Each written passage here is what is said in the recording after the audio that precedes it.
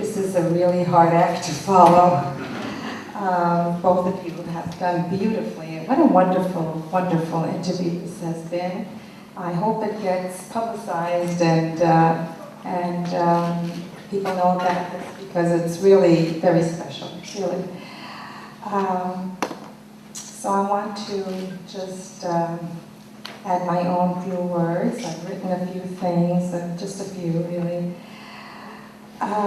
First I wanted to greet everyone, but before I go on, I just want to, I was struck by the metaphor on one hand and the biblical element, Michael, about the bird. We both spoke about a bird. And I guess it really struck an emotional note for me, and it really made me think of Shaindy with her idea of the vision, seeing something beyond the ground and seeing something very special that is possible, the idea of possibility that I think inspired your Dvar Torah, and I think as well in your story is the imagination, the freedom of imagination. And I think that was a unifying factor for me in some ways too. So there were other things that you said that reminded me, but offhand I just happened to jot that one down, and I want to add my own thanks to you, Edgar, that you came under difficult circumstances, which reminded me that when Nathan Englander spoke addressing us back in New York, he was also had just lost his father, and he came as well.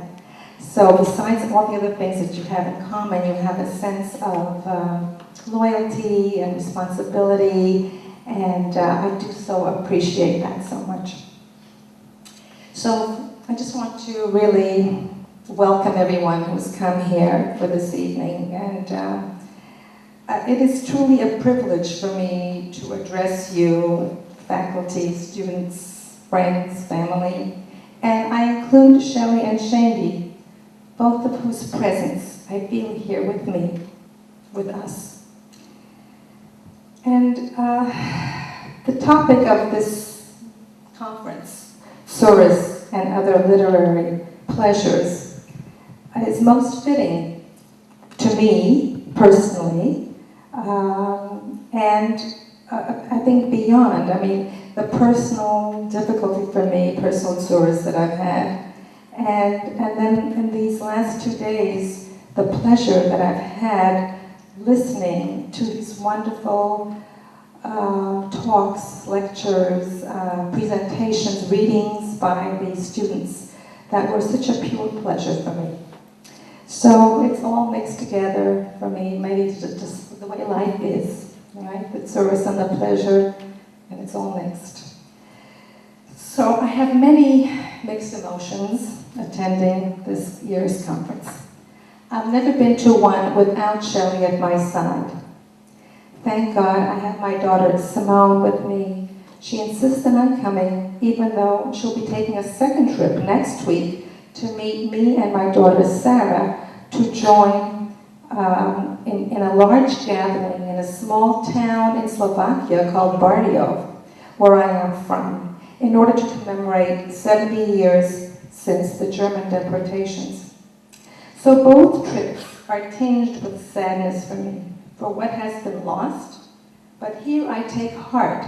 Here I feel pride in what has been achieved and continues to make its mark as the place to inspire and nurture budding writers from across the globe and across the religious spectrum, yet still within the bounds of the Jewish creative impulse.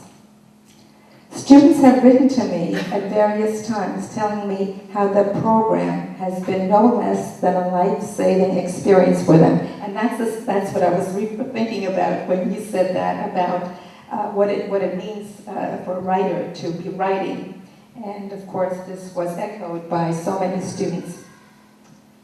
Shaindy, as you may know, almost immediately after Shaindy's passing, threw himself into fundraising so that this program, which Shaindy trailblazed, could continue as a living memorial to her and to her love of literature and Israel combined.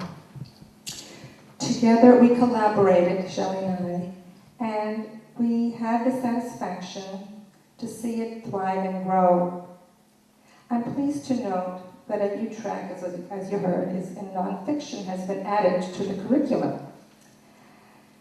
I wish now to pay tribute and add my thanks to Alan for his enormous contributions to the program, which are many and multifaceted. The one which stands out for me is on a personal level. Alan, you were Shaindy's steadfast friend and mentor, together with Michael Kramer. You have been Shelley's and mine good friend as well. It is sad for me to see you step down. I sometimes think about a comment you made to me at a previous conference that I had attended.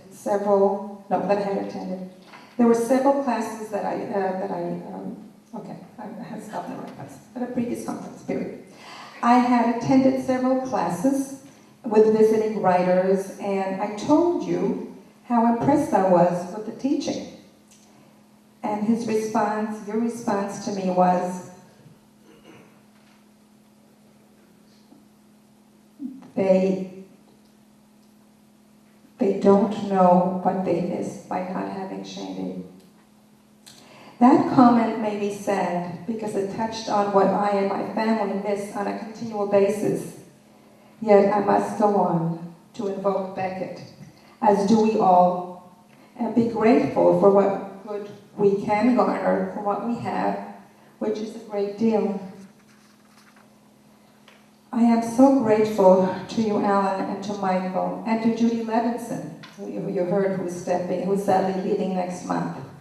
Judy, you knew Shaindy and cared about the program and helped carry out her vision. I thank you and wish you much success in your future endeavors. Belly dancing, yoga, and writing, all of it. I wish to thank Marcella. Where are you? There you are. Okay. I wish to thank Marcella, who has courageously stepped in and is contributing to the legacy with her own personal flair. Much as I miss Shelley and Shaindy, I feel grateful that I've had the zchut to have had two such special people in my life.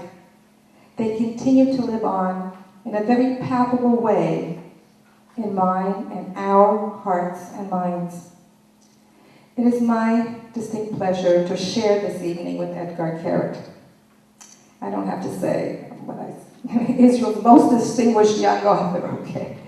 Much read and acclaimed before and abroad, okay. We all heard that.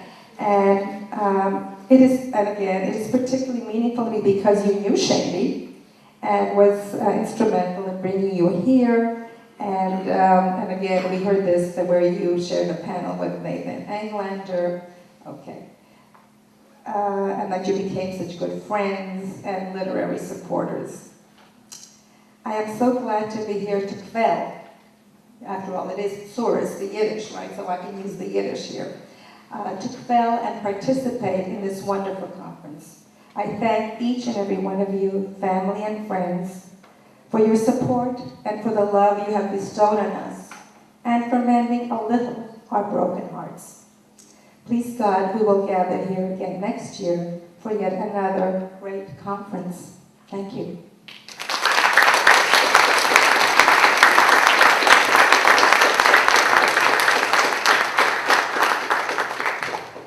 Hedda, thank you so much. And our final speaker for the evening will be retiring Alan Hoffman, who is anything but retired.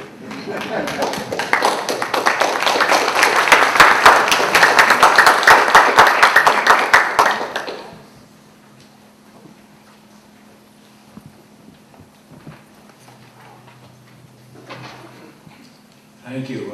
Please don't stand up. This is ridiculous. Could you take this picture down? There's one Edgar Carrot is wearing.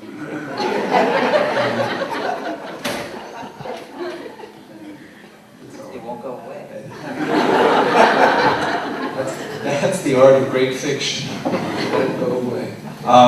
First of all, that Edgar came and gave us such a spectacular reading, interview. Thank you so very much. Edgar, of course, is, I'm not worried about what he's going to write or not write, because there are many types of Asirei Tzion, prisoners of Zion.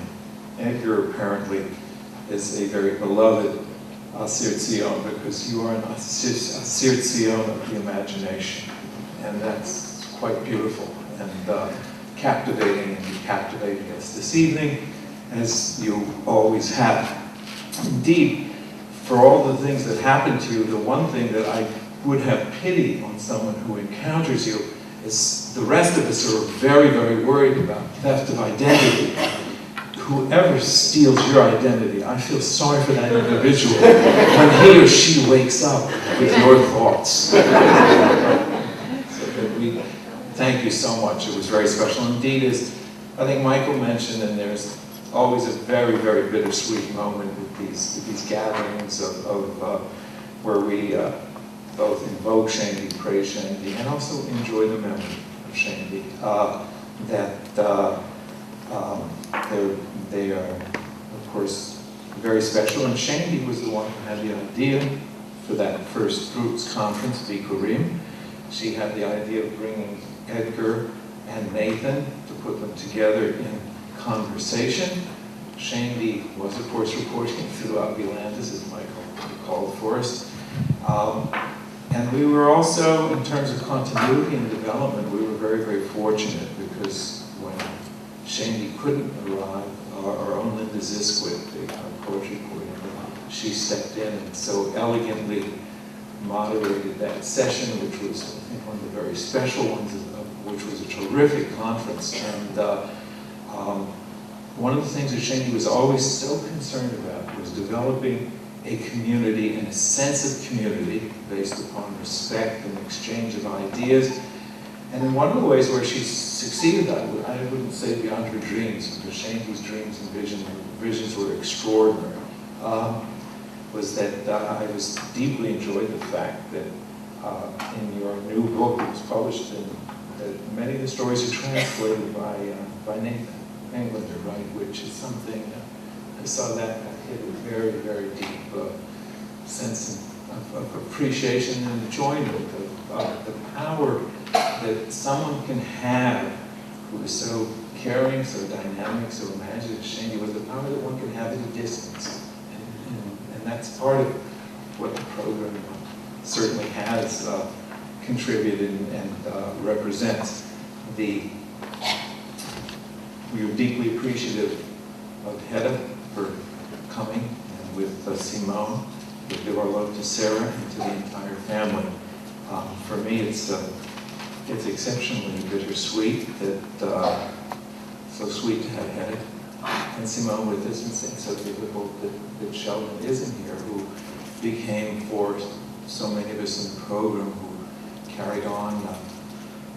Michael, Lyndon, myself, a very, very dear friend whom we miss in so many ways, not just through the program, but as such a wise, wonderful, patient, supportive individual.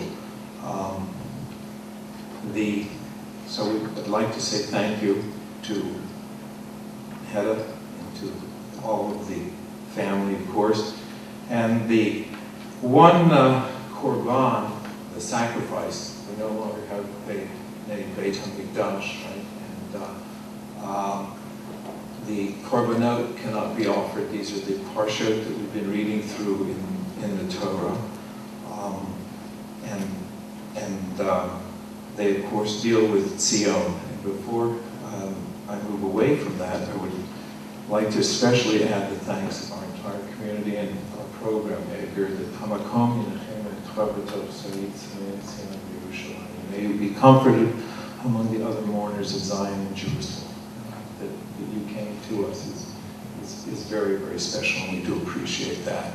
And the Tzion, of course, that we both have metaphorically and no longer have in terms of there is no Beit HaMikdash, that the tradition maintains that the only korban, the only sacrifice that one can offer today, it's a metaphorical sacrifice, and it's the korban todah, the sacrifice of appreciation. The korban todah, when it was offered, was unique. It was unique because it had all the sacrifices when they were offered were brought with bread, with lechem. Mostly it was with matzah, unleavened bread. The Korban Todah was the only one that was brought with both unleavened bread, the matzah, and chametz, leavened bread. There was in it something clearly that the tradition recognizes metaphorically, that there's a shlemut. Perhaps one might suggest that rarely it involves perhaps sweetness and perhaps also bitterness, the sense that Hedda spoke so beautifully about, that sense of loss and yet the sense of gain. And for those of us who had the personal privilege, it's been a great pleasure and treasure with the involvement with Hedda and Shalom and Shalom. And what we do, of course, wish is that may Hedda go on in very good health, enjoy the family in very good health, and in that comfort, if we have contributed in any way to that comfort here in the program named after Shaindy, then we are all deeply appreciative and deeply enriched. The Korban Todah, the sacrifice of appreciation, metaphorically, which contains both those elements, I think will certainly permit me to add my personal note of appreciation and great happiness that Judy Levinson consented to become the coordinator of the program and the years that she's given. She's been so much more than a coordinator. She's been a very essential individual in building the program. We took over and tried to develop more permanent structure and mentoring and many very real aspects of the program. We relied enormously heavily upon Judy's experience as a student in the program, as a very accomplished writer, and also someone who shared Shaindy's vision and desire of community among individuals and among writers. And that's been for me, a deeply, I can't express my deep appreciation. There are people who, when I was leading the program, there are people who have a very difficult time delegating authority. That was never my problem. I tended to abdicate authority. My children asked me, when I took over, said, how are you going to do it? I said, we have a coordinator. She has a master's in social work, and she has a master's in creative writing and fiction, and a master's also she has from the States of creative nonfiction as well. And she employed all of those and ran this particular conference, and the sense of having a friend and a very wise advisor as well as a coordinator is something which the program certainly has benefited, and I did as well. So before I conclude, I would like to call for a round of applause for this conference and for Judy in general. Judy.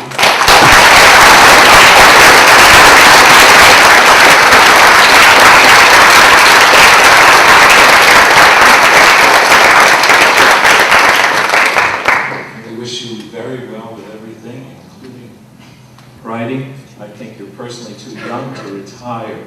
Look who's retiring these days. It's just shocking. I mentioned Bikurim earlier, which was the name of the conference, the first fruits, that we had writers. And we took the picture down, but Edgar was once a young writer here at that conference. And he's always going to remain very young, that is certain. But the Bikurim are the first fruits, which also, metaphorically, which were physically offered on the holiday of Shavuot, which we are coming up to, which is the holiday of Matan Torah, the giving of the Torah. The questions asked, why is it called the giving of the Torah? Why isn't it the receiving of the Torah? And the answer, of course, is that the receiving of the Torah is something that goes on daily.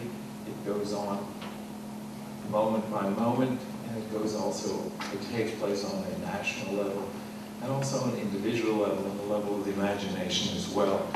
So my final thanks then are going to be to our students, our wondrous students who have come to us and participated in the program and have given us such great Bikurim as we have heard. And indeed, we will look forward to the sense of tradition of the annual, not just the conference, but the Bikurim that will come from those particular students. And for those of us who had the privilege of teaching here, in the program and working with the writers, I cannot name names now because I would certainly leave out too many, but the fruits that we have tasted have been delicious, and of course what comes with, one is involved with on a level of korbanot, and certainly metaphorically as well, is that when one offers those, that everyone is enriched. And I think that's the work of the imagination, Shaindy's imagination, which certainly lives on, the chesed and kindness of Sheldon, and the wondrous generosity and participation and courage of Hedda and Simone and Sarah, and the imagination that you had tonight. So those are the Bikurim, and we look forward to the continued development of the program with our new leadership, of course, of both Marcella and Evan. And we congratulate you and we bless you. And at the same time that we leave with all of these thoughts, I want to wish you all a Chag Sameach. Indeed, may it be a very wonderful, enriching holiday for us all. Take care, and I thank you all so much, especially Judy and the gang that put together this conference in my honor. And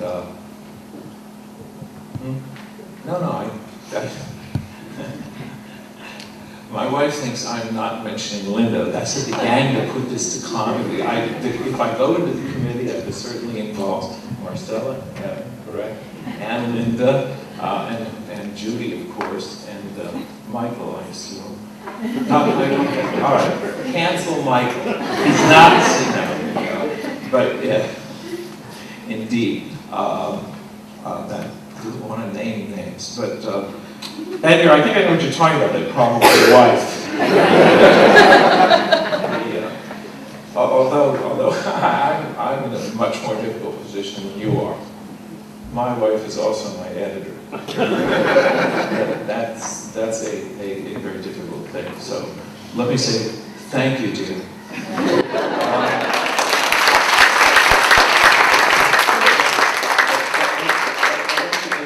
It's just been a wonderful experience. This conference has certainly been deeply appreciated by me. And I thank you all. I wish you all very, very well. And again, Chag Sameach.